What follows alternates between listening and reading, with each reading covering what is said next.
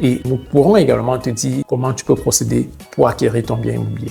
Une autre information qui n'est pas correcte et qui est souvent véhiculée également, c'est de dire aux autres, tu es encore très jeune pour te lancer, tu viens de commencer à travailler, prends ton temps, profite d'abord de la vie, fais des congés et plus tard tu pourras acquérir ton bien immobilier. Non, ça, il faut les amis. Dans l'investissement immobilier, l'idéal, c'est toujours de commencer le plus tôt possible. Mais la meilleure des choses que tu peux faire, c'est de commencer par te former. Commencer par avoir des connaissances pour pouvoir réduire un certain nombre d'erreurs. Donc, il est très important, tu dois le savoir, de te lancer le plus tôt possible, de te former, avoir des connaissances qui vont avec, ou encore te laisser accompagner si tu n'as pas assez de temps pour pouvoir le faire, te laisser accompagner par des personnes qui ont de l'expérience pratique sur le terrain. Question de les avoir assez rapidement ou alors un maximum d'informations et d'être en mesure d'acquérir également les prochains biens tout seul. Donc, lance-toi le plus tôt serait idéal et même côté financier et bancaire même, c'est plus avantageux pour toi. Le plus tard, ça peut plutôt t'apporter un certain nombre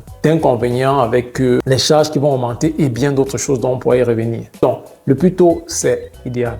Il se dit également très souvent qu'il faut absolument avoir un apport personnel pour acquérir un bien immobilier.